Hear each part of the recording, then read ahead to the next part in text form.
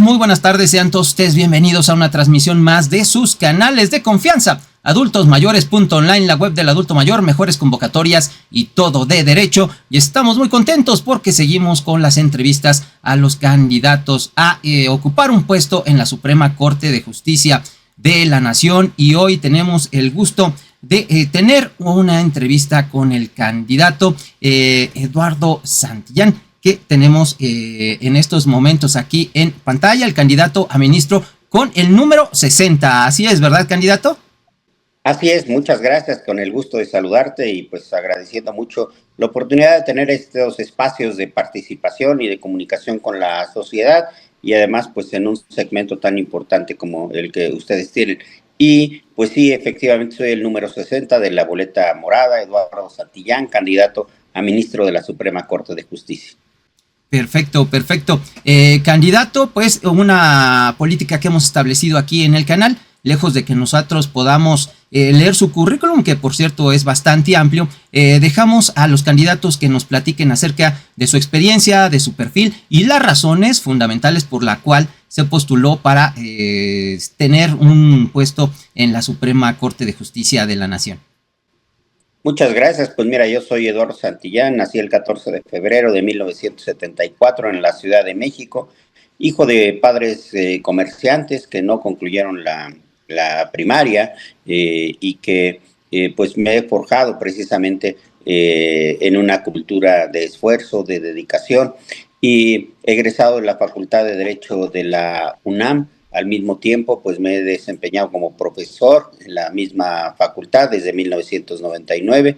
He desempeñado diversos cargos de elección popular, he sido 2 veces diputado, fui delegado y alcalde en la delegación Álvaro Obregón de la Ciudad de México. Como legislador me ha correspondido el diseño de la Fiscalía de la Ciudad de México, el del Tribunal Superior de Justicia de la Ciudad. Me tocó diseñar la Auditoría Superior de la Ciudad de México con sus leyes orgánicas, cada uno de ellos. En el ámbito jurídico del Congreso me tocó diseñar la ley Ingrid, la ley Olimpia, el registro de agresores sexuales, el banco de ADN, toda la política en materia de protección hacia las mujeres. Entonces, bueno, pues como bien lo señalas, hay una trayectoria ya de mucho tiempo en el ámbito del derecho. Excelente, candidato. Y bueno, usted con toda esta trayectoria, ¿qué lo impulsó para postularse a un puesto como el de ministro de la Suprema Corte de Justicia? Pues mira, cuando uno viene de la academia, cuando ha participado en los procesos de transformación, cuando se da una etapa histórica como es la que nos encontramos, en donde estamos en un proceso para transformar la vida pública del país. Hemos logrado un proceso de democratización de México que llevó prácticamente 50 años, de 1968 al 2018, y como académico, como activista social, como abogado, pues sin lugar a dudas participar en este proceso es una oportunidad extraordinaria para acercar la justicia a la gente. Perfecto, candidato. También es importante señalar que este es un proceso inédito, es un proceso pues que ha sido muy controvertido y existen muchas voces que señalan que esta no es la mejor manera en la que las personas podrían llegar a tener un puesto como el ministro. ¿Qué opinión tiene usted al respecto? Pues mira, son las mismas voces que no dijeron nada cuando la Corte cayó en el Fobaproa, fueron las mismas voces que callaron cuando la Corte no se pronunció sobre Acteal, son las mismas voces que utilizaron el Poder Judicial para establecer una red de complicidades y pues funcionaba de manera muy sencilla. Estas voces nombraban desde el Senado, desde las cámaras, ministros y a partir de ahí tenían una injerencia determinante en nombrar jueces y magistrados y después salían sin ningún pudor de sus oficinas en los congresos, se iban a sus despachos privados, ahí litigaban y resolvían los jueces que ellos habían nombrado, y entonces aplaudían como focas la autonomía del Poder Judicial. Yo entiendo perfectamente bien a estas voces, porque pues es entendible, pues si tenían un sistema de justicia a su modo y de repente cambia, pues evidentemente que no deben de estar nada satisfechos, ¿no? La Suprema Corte de Justicia, jugó un papel muy importante en el diseño de un régimen prácticamente de partido único, dominante. Fue una corte que avaló que el proceso democrático avanzara a cuentagotas, pero también era una corte que jugaba un papel determinante en el ámbito económico. Y sí, tuvimos una corte de tipo neoliberal. Entonces, pues hoy por eso consideran que este proceso en el cual el pueblo puede nombrar a sus personas juzgadoras, pues evidentemente que no les convence. Por eso hay un intento, lo he señalado, de boicotear el proceso electoral, de inhibir la participación, de fomentar que la gente no participe, pero yo estoy convencido que hay mucho pueblo y que hay un gran ánimo de participación y que la transformación del Poder Judicial va a ser el punto que va a culminar de manera importante el proceso de transformación en nuestro país. Coincido con usted, señor candidato, en este sentido de que pues la Corte pues estaba funcionando y estaba muy desapegada de la gente, desafortunadamente, y pues este proceso desde luego lo acerca aún mucho más del hecho de que estén ustedes participando en diferentes foros y pues haciendo las propuestas que tienen en su plataforma y acercándose al público en general, pues ayuda a que la gente tenga conciencia acerca de las labores del Poder Judicial y pues también quiera que no para hacerle cumplir las exigencias ahora que van a estar vinculados a través de su voto. ¿Cómo asegurar, señor candidato, que este acercamiento que se está teniendo en estos momentos con pues, reuniones, con foros, etcétera, se mantenga si usted llega a ser ministro de la Corte? Mira, me parece que primero que yo percibo un gran ánimo en prácticamente todas las personas candidatas para continuar con estos ejercicios. ¿Qué acciones podemos complementar? Yo he propuesto, por ejemplo, que todas las personas juzgadoras en todos los niveles, por lo menos una vez cada semana, cada 15 días o cada mes, podamos dar audiencias públicas, que implica que las personas sin ninguna cita, sin ningún tipo de requisito previo, puedan acudir y platicar con las personas juzgadoras. Esa me parece que sería una importante acción. Después, estoy proponiendo que hoy el Poder Judicial debe de complementar su actividad jurisdiccional con una responsabilidad para fomentar la cultura jurídica en nuestro país. Así como ha crecido la cultura política en nuestro país, pues es fundamental que crezca la cultura jurídica. ¿Y eso qué implica? Que las personas sean cada vez más conscientes de sus derechos para que los puedan ejercer plenamente. De tal manera que a mí en lo particular me gusta mucho el formato de las asambleas que estamos teniendo, pero yo sugeriría que este formato tiene que continuarse y que de manera también cotidiana y recurrente las personas juzgadoras podamos acudir a informar, a capacitar y a promover en las comunidades el conocimiento de los derechos.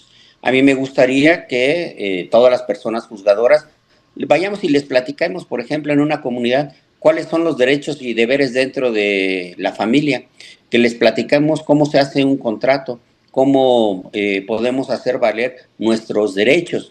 Me parece que si eso lo hacemos de manera cotidiana, en poco tiempo vamos a poder generar una adecuada cultura de la legalidad y una adecuada cultura de la responsabilidad. Me parece que esa es una de las nuevas funciones que deberá de tener la Corte y todos los poderes judiciales en nuestro país. Coincido con usted de que una de las formas en las que las personas pueden ejercer sus derechos en principio es conocerlos, ¿no? Y desafortunadamente creo que pues el gremio en general, el gremio jurídico pues ha sido un poco omiso en precisamente darle a conocer a la gente los derechos con los que cuentan. Entonces me agrada mucho esta propuesta que tiene. Vemos en su perfil público ahí en la página del INE que tiene otras propuestas. ¿Nos podría platicar acerca de ellas, por favor? Muy bien, pues mira, primero el acercar a la Suprema Corte y acercar la justicia a nuestro país. Cuando me preguntan qué le hace falta, qué le ha hecho falta a la Corte, pues me parece que le ha hecho falta barrio, que le ha hecho falta conectarse con la gente, estar imbuido en la problemática. Hay que quitarle, como diría mi abuela, también hay que quitarles los moditos, ¿no? A la Suprema Corte de Justicia. Esta actitud soberbia, indiferente, pues sin lugar a dudas tiene que cambiar para que haya una actitud de acercamiento, de empatía, de solidaridad. Necesitamos hacer un cambio fundamental, que van desde propuestas técnicas. Por ejemplo, me parece que es fundamental que la justicia de papel vaya desapareciendo ya a la brevedad posible, que establezcamos el expediente único digital y que esté homologado en todo el país. ¿Esto qué implica? Que ya todos los juicios se hagan a través de plataformas, incluso varios estados y la propia federación ha avanzado, pero no están coordinados unos con otros, no es un solo expediente digital. Yo creo que el hecho de que se pueda digitalizar un expediente ayuda muchísimo, porque permite la implementación de nuevas tecnologías y permite la utilización de la inteligencia artificial. ¿Y esto qué permitiría, por ejemplo? Pues que un expediente de 5,000 o 10,000 hojas pues no tenga que leerlo completamente un operador jurídico, sino que pueda haber un resumen, pueda haber una serie de opiniones sobre este aspecto, de tal manera que el operador jurídico haga menos talacha y se dedique más a analizar el fondo de los asuntos. Eso, sin lugar a dudas, además permitiría que sí pudiéramos tener resolución de juicios en menos de 6 meses, que un expediente, que la persona pueda ingresar vía electrónica su expediente, que se desahogue el expediente desde la primera instancia hasta el amparo, que más aún en materia penal es fundamental la existencia del expediente digital, sobre todo en las fiscalías, porque ahí encontramos todavía una manipulación importante de expedientes. Entonces hay un rechazo a que se digitalice. En el momento en que podamos digitalizar, pues ya no se va a poder manipular. Esa es una de las áreas que me parecen muy importantes, pero también tenemos que cambiar la perspectiva de la justicia. Por ejemplo, algo que me parece que hay un viacrucis en nuestro país para que una mujer pueda divorciarse y tiene que gastar 10,000, 20,000 pesos o más para poderse divorciar. Por eso yo estoy proponiendo algo que he denominado el divorcio automático, que es un divorcio por comparecencia, que permitiría que sobre todo a las mujeres puedan acudir a un juez de lo familiar con una cita y que a partir de ahí puedan solamente llevar su identificación y puedan llevar su acta de matrimonio, y en media hora con una comparecencia puede estar disuelto el vínculo matrimonial y no el actual proceso tortuoso y caro para una mujer. Esto, sin lugar a dudas, nos permitiría abatir el rezago que tenemos en nuestro país. También estoy proponiendo que hagamos una lucha frontal contra los abogados trinqueteros en nuestro país, que va desde que revisemos qué está pasando en las escuelas y facultades de derecho para que garanticemos que las personas que egresan de una carrera de derecho tengan los conocimientos suficientes. Luego, estoy proponiendo que ya, sí o sí, exista un proceso de certificación de conocimientos a las y los abogados que ejercen la profesión. De tal manera que cada 3 años un abogado tenga que comprobar que a través de un examen general de conocimientos, que tiene los conocimientos suficientes, que se ha capacitado o que tiene la experiencia en el litigio cuando sea el caso, de tal manera que pueda renovarse la cédula profesional, porque el día de hoy vemos a muchos abogados que no están actualizados y que se convierten en un riesgo para sus clientes. Todos hemos visto en redes jueces que a la mitad de la audiencia tienen que suspender la audiencia porque el abogado no tiene los conocimientos necesarios para poder desarrollar la labor de defensa. También estoy proponiendo que revisemos y que haya un mecanismo que yo creo que puede ser el Tribunal de Disciplina Judicial, para que no solamente vea la actuación de los jueces, sino también de los litigantes. No es posible que un médico tenga mayor responsabilidad porque uno asiste a la CONAMED y si un médico hizo una operación de manera indebida se le suspende la cédula profesional, o un director responsable de obra, el ingeniero que construyó mal un inmueble, tiene una responsabilidad, pero los abogados que ni siquiera contestaron las demandas, los abogados que no movieron nada y le sacaron dinero a la gente, es lamentable ver cómo las personas se enteran de que perdieron un juicio, no porque el abogado les haya informado, sino porque ya les llegó una sentencia ejecutoriada, ¿no? Entonces, pues son algunos de los aspectos que desde mi punto de vista nos deben de permitir acercar a la justicia y hacer una justicia más eficiente.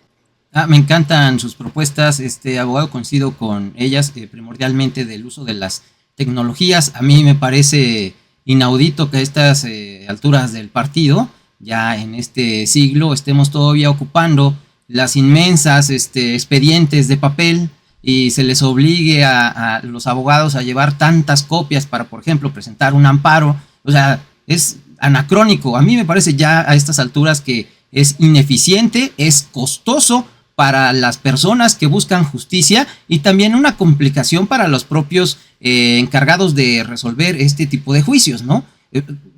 Yo creo que sí estamos, yo creo ahora, aparte con lo que usted señala, la inteligencia artificial, con la antesala de poder utilizar este tipo de tecnologías para acelerar los procesos y lo más importante, traerle justicias a la gente. Estaba escuchándolo respecto de su trayectoria que es como servidor público y también como académico.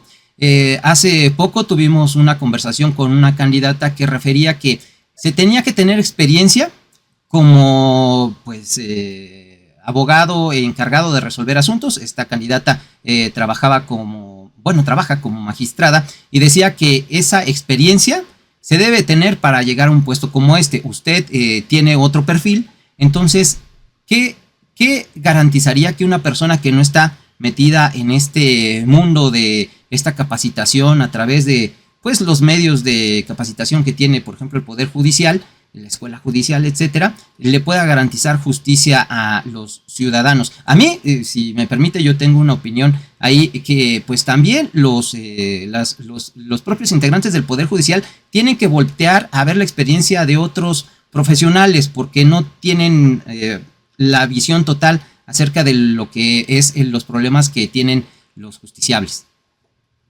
Pues mira, no coincido, obviamente, porque me parece que es parte de la problemática que se ha vivido en el Poder Judicial. La soberbia. Los únicos que saben de derecho son los integrantes del Poder Judicial Federal y todos los demás somos unos ignorantes, ¿no? Me parece que pues no corresponde, ¿no? Evidentemente. Porque, y formó parte efectivamente de esta casta dorada que se formó en torno al Poder Judicial. ¿Por qué razón? Primero, porque era complicadísimo entrar al Poder Judicial en todos sus ámbitos, ¿no? Y entonces era desde hasta para meritorio, se requería tener un padrino, ¿no? Y entonces si le caes bien al juez, si le caes bien al magistrado, pues te va a invitar de meritorio, ¿no? Y a partir de ahí se creó efectivamente esta gran familia judicial, y esta gran familia judicial pues aplicó la doctrina Monroe al Poder Judicial, ¿no? El Poder Judicial para la familia judicial. Entonces, era prácticamente imposible el acceso. Y lo vemos tan solo en los supuestos exámenes para ingresar a las plazas del Poder Judicial. Pues no había manera alguna de que ingresara, por ejemplo, un juez local o un magistrado local, ¿no? Porque los jueces locales y los magistrados locales no conocen de amparo, no conocen las materias. Más soberbia, ¿cuántos académicos, no? Con una extraordinaria labor, con obra publicada, con investigación en muchos ámbitos, que incluso de evaluación de los poderes judiciales, tampoco tenían los merecimientos para poder ingresar al Poder Judicial, ¿no? Entonces, pues me parece que, y específicamente en el caso de la Corte, bueno, ni siquiera en el actual sistema de nombramiento se requiere que los ministros de la Corte tengan que ser necesariamente personas de trayectoria únicamente jurisdiccional. Tiene una serie de razones y yo creo que porque el derecho tiene una perspectiva muy diversa, ¿no? Yo puedo decir, de repente, cuando alguien trata de descalificar, digo, a ver, yo soy académico y soy legislador. La función del Poder Judicial es desentrañar el espíritu del legislador. Yo creo que el propio Congreso, los propios legisladores deberían de utilizar la facultad que tiene el Congreso en materia de interpretación. El propio Congreso puede interpretar sus normas, no es algo que se haga de manera recurrente. Entonces, claro que sé cómo una necesidad social se traduce en ley para resolver un problema social. A mí me tocó, por ejemplo, diseñar el tipo penal para sancionar las denominadas terapias de conversión en la Ciudad de México y después se replicó prácticamente en todo el país. Me tocó diseñar la ley Olimpia en la Ciudad de México, que desde mi punto de vista es la ley más completa en la materia de combate a la violencia digital. Luego, desde el gobierno, en el gobierno se aplica la ley y en el gobierno se entiende como la necesidad de que la ley sea un instrumento ágil y eficiente para poder ser un instrumento que ayude a resolver problemas. Entonces, algo muy importante, la Suprema Corte de Justicia no es un mero juzgado de cuantía menor, no, ni siquiera, no es un juzgado cívico, no, la Suprema Corte de Justicia es un tribunal constitucional, es la cabeza de uno de los poderes públicos y precisamente por eso es que se requiere tener una visión muy amplia y muy integral. A mí me da gusto, yo creo que la próxima integración de la Suprema Corte de Justicia va a ser una integración diversa. Vamos a hacer un buen número de académicos y las discusiones académicas son sumamente interesantes. Pero vamos a tener quienes además tienen sus áreas de especialización, ¿no? Y esta diversidad de áreas de especialización cuando se analiza un asunto, pues permite tener perspectivas muy interesantes. Mi experiencia en el gobierno, pues yo creo que se va a nutrir y ayudará a nutrir una visión jurisdiccional, por ejemplo. En el caso de mi visión legislativa, pues sin lugar a dudas va a poder ayudar y contribuirá a tener una concepción clara de la legislación. Por ejemplo, yo tengo perfecta claridad que la Corte no debe de legislar, que la Corte no tiene la representación popular que tiene el Congreso. Entonces, eso, desde mi punto de vista, fue uno de los errores que tuvo la actual Corte. Al mismo tiempo, yo tengo claridad que no debe de haber no debe de haber subordinación de la Suprema Corte. Hoy los que dicen que hay un riesgo, pues fueron los que defendieron, ¿no? Y los que no dijeron nada cuando Ernesto Zedillo desapareció de un plumazo a la Suprema Corte. No debe de haber subordinación. Tampoco debe de haber confrontación. La Suprema Corte de Justicia no forma parte, ni deberá de formar parte, de Sí, de la vida política, porque los asuntos que se deciden ahí son asuntos públicos. La Políticos, propia sí. concepción de la política es son los asuntos públicos. No, es un órgano político, pues claro que es un órgano político.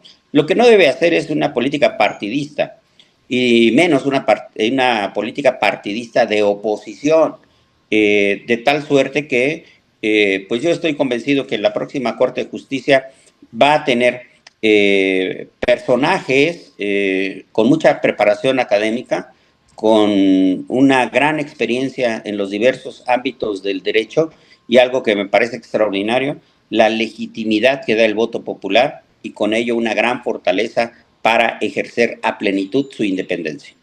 Perfecto, candidato, perfecto, candidato. Y bueno, antes de concluir, le quisiera hacer una pregunta vinculada a lo que es la mayor cantidad de nuestro auditorio, que se refiere a personas adultas mayores y personas con discapacidad.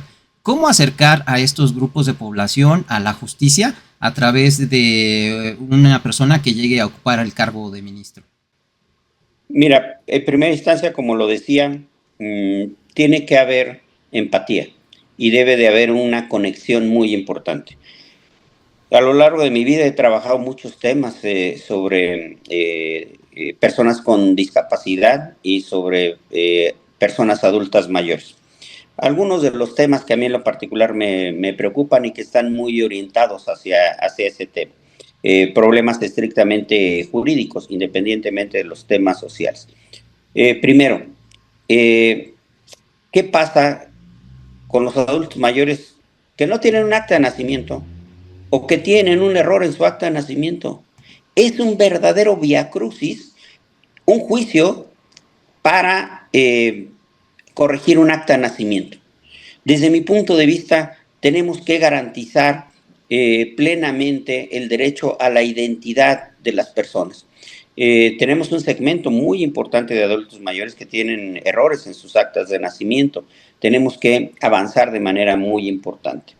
Luego, tenemos un problema muy grave en materia de la propiedad inmobiliaria en nuestro país.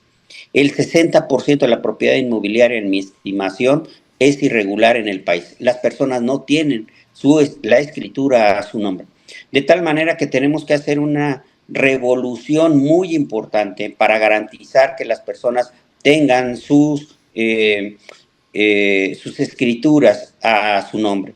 Tenemos que hacer un gran ejercicio en materia de testamentos y en materia de sucesiones. También implica un ajuste muy importante. Necesitamos endurecer los temas de violencia económica hacia los adultos mayores y su prevención, porque en qué casos tenemos desde los más sencillos, los hijos o nietos gandallas que le quitan la tarjeta de su pensión a los adultos mayores. Ahí tenemos que tomar medidas importantes en este asunto. Necesitamos garantizar que los adultos mayores ejerzan en plenitud, como desde mi punto de vista es esta etapa, para que existan espacios y centros de convivencia, garantizar derechos tan fundamentales como el derecho a la salud, el derecho a los alimentos. Los hijos que no otorgan alimentos a los padres es uno de los temas importantísimos, uno de los temas fundamentales. En materia de personas con discapacidad, pues sin lugar a dudas también es otro de los grandes temas que necesitamos reforzar. Por ejemplo, necesitamos una política laboral incluyente hacia las personas con discapacidad. Es fundamental que se consideren las condiciones específicas de trabajo que requieren las personas con discapacidad. El tema de garantizar los tratamientos resulta también es uno de los temas fundamentales en todos los ámbitos, y yo hago también énfasis en las personas con enfermedades mentales, que también, por ejemplo, hay un gran problema para que las enfermedades mentales se puedan obtener los certificados de discapacidad. Entonces, pues sin lugar a dudas son parte de la agenda que tendremos que estar atendiendo desde la Suprema Corte de Justicia. La Corte tiene como función fundamental salvaguardar los derechos. Para mí el derecho más importante es el derecho a la felicidad. porque ese derecho engloba absolutamente a todos, de tal suerte que, haciendo un silogismo básico, pues los ministros de la Suprema Corte garantizamos la felicidad de las y los mexicanos. Candidato, le agradezco muchísimo su amable atención a esta entrevista. Y bueno, las personas que tengan coincidencias con su punto de vista y sus propuestas tendrían que votar por usted a través del número 60, ¿verdad? Así es, boleta morada número 60, Eduardo Santillán, candidato a ministro de la Corte. Candidato, le agradezco muchísimo, una plática muy interesante, muy fructífera, y estaremos muy al pendiente porque espero, si usted es ganador, que pues nos conceda una entrevista después de la votación. Con mucho gusto, lo haremos en la Corte, que hoy no dejan pasar. Justamente, muchísimas gracias, candidato. Muchas Le gracias. agradezco, que esté muy bien.